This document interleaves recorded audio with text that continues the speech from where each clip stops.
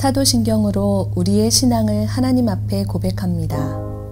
전능하사 천지를 만드신 하나님 아버지를 내가 믿사오며 그 외아들 우리 주 예수 그리스도를 믿사오니 이는 성령으로 잉태하사 동정녀 마리아에게 나시고 본디오 빌라도에게 고난을 받으사 십자가에 못 박혀 죽으시고 장사한 지 사흘 만에 죽은 자 가운데서 다시 살아나시며 하늘에 오르사 전능하신 하나님 우편에 앉아 계시다가 저리로서 산 자와 죽은 자를 심판하러 오시리라. 성령을 믿사오며 거룩한 공회와 성도가 서로 교통하는 것과 죄를 사하여 주시는 것과 몸이 다시 사는 것과 영원히 사는 것을 믿사옵나이다. 아멘.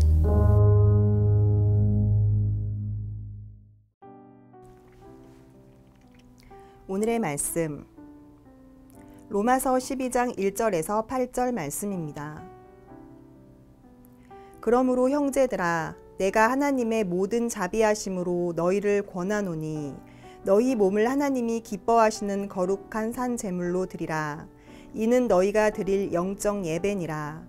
너희는 이 세대를 본받지 말고 오직 마음을 새롭게 함으로 변화를 받아 하나님의 선하시고 기뻐하시고 온전하신 뜻이 무엇인지 분별하도록 하라. 내게 주신 은혜로 말미암아 너희 각 사람에게 말하노니 마땅히 생각할 그 이상의 생각을 품지 말고 오직 하나님께서 각 사람에게 나누어 주신 믿음의 분량대로 지혜롭게 생각하라. 우리가 한 몸에 많은 지체를 가졌으나 모든 지체가 같은 기능을 가진 것이 아니니 이와 같이 우리 많은 사람이 그리스도 안에서 한 몸이 되어 서로 지체가 되었느니라. 우리에게 주신 은혜대로 받은 은사가 각각 다르니 혹 예언이면 믿음의 분수대로, 혹 섬기는 일이면 섬기는 일로, 혹 가르치는 자면 가르치는 일로, 혹 위로하는 자면 위로하는 일로, 구제하는 자는 성실함으로, 다스리는 자는 부지런함으로, 긍휼을 베푸는 자는 즐거움으로 할 것이니라. 어떤 왕이 업적을 크게 남기고 싶어서 큰 교회를 혼자서 설계하고 필요한 건축비도 다 되어서 아주 훌륭하고 멋있게 교회를 이제 지었습니다.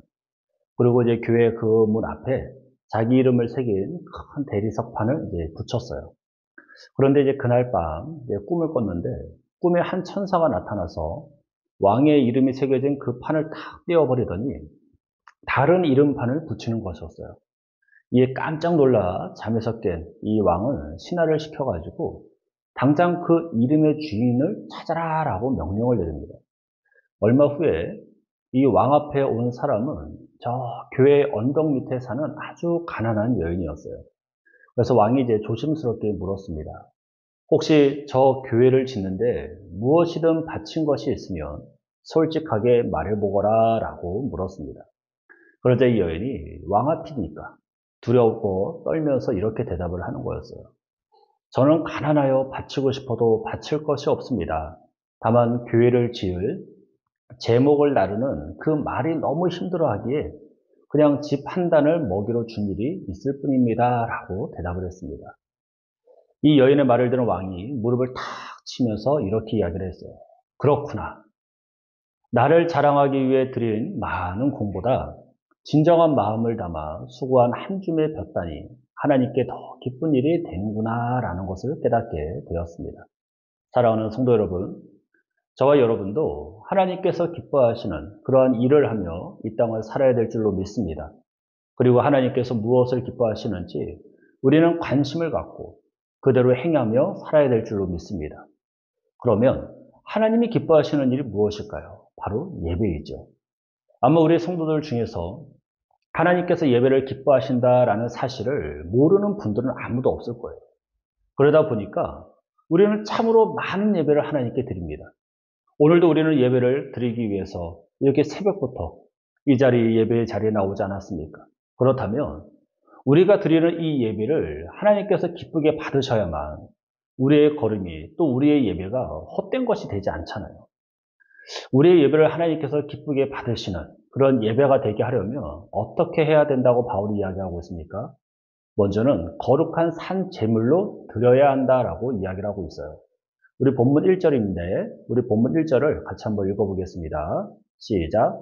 그러므로 형제들아 내가 하나님의 모든 자비하심으로 너희를 권하노니 너희 몸을 하나님이 기뻐하시는 거룩한 산 제물로 드리라. 이는 너희가 드릴 영적 예배니라. 아멘.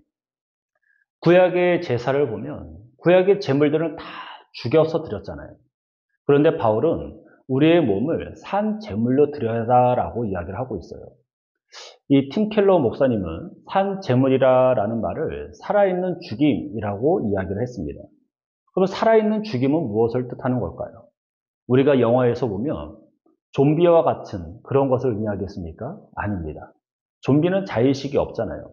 그러니까 살아있는 죽임이다라는 이 말은 우리의 전부를 하나님의 뜻에 맡기고 순종할 수 있도록 우리의 태도를 끊임없이 새롭게 하는 것을 이야기하는 거예요. 다시 말하면 하나님이 말씀하시는 것이면 그것이 무엇이든 기꺼이 순종하는 것을 이야기하는 거고, 하나님께서 우리의 삶에 허락하시는 것은 무엇이든지 기꺼이 감사함으로 받아들이겠다라는 것을 이야기하는 것입니다. 사랑하는 성도 여러분, 하나님께서 기쁘게 받으시는 예배는 우리가 우리의 몸을 산 제물로 하나님께 드리는 것임을 꼭 기억하시기를 주님의 이름으로 축복합니다. 우리의 삶이 하나님께서 기뻐하시는 삶이 되는 것, 하나님의 말씀에 복종하는 것이 아니라 자발적으로 순종하는 거죠. 그래서 바울은 우리의 몸을 거룩한 산 제물로 드리는 예배야말로 영적 예배다라고 이야기를 하고 있는 것입니다. 그러면 영적 예배는 무슨 뜻일까요? 헬라어 원어의 뜻을 보면 합리적인 또는 이성적인 예배를 뜻합니다.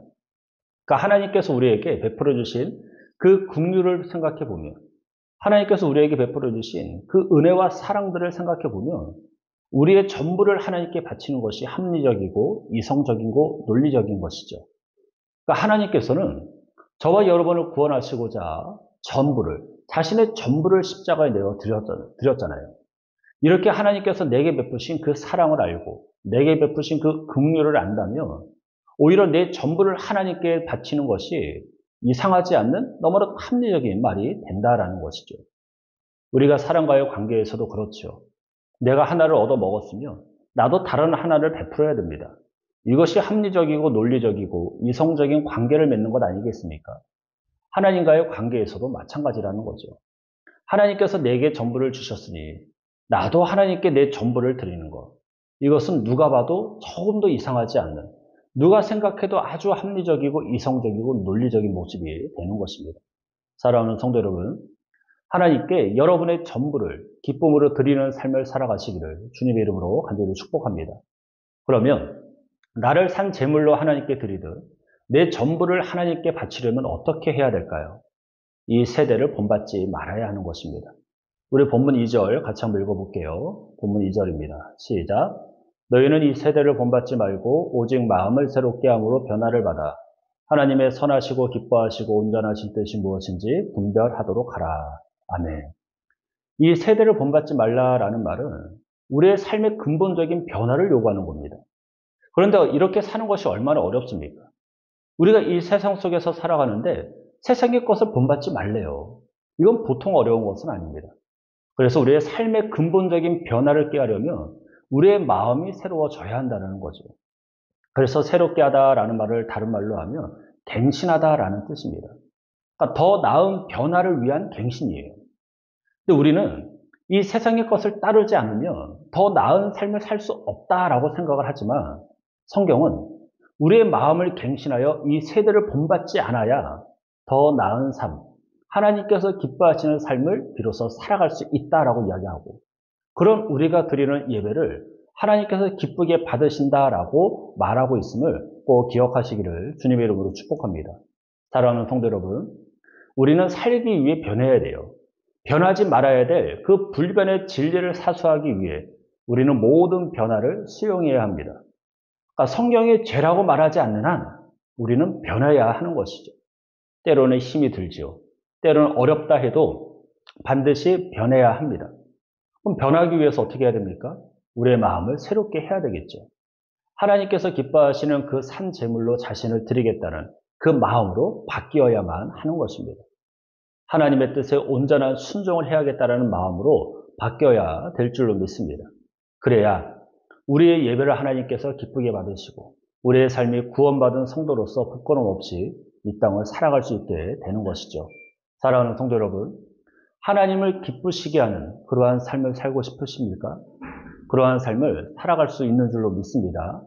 왜냐하면 하나님께서 여러분을 너무나도 기뻐하시기 때문에 여러분은 하나님을 기쁘시게 하는 삶을 살아갈 수 있는 거예요. 우리가 하나님께 순종할 수 있는 이유는 우리가 구원을 얻기 위해서가 아니라 이미 우리를 구원하신 그 사랑에 감사하기 때문입니다. 하나님께서 여러분을 받아주셨기 때문에 자유롭게 되었고 하나님께서 기뻐하시는 삶도 살아갈 수 있는 거죠. 그렇기 때문에 우리의 삶을 산 제물로 하나님께서 기뻐하시는 그 예배를 드려야 하는 것입니다.